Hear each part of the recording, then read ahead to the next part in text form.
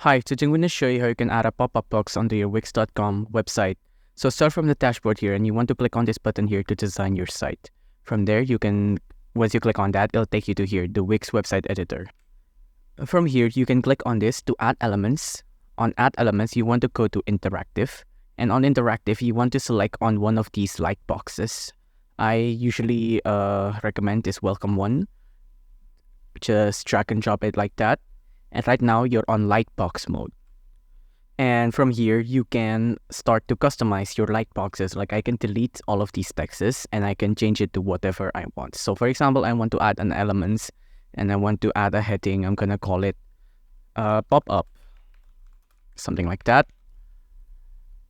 And from here, I'm just going to do preview, wait for it to load.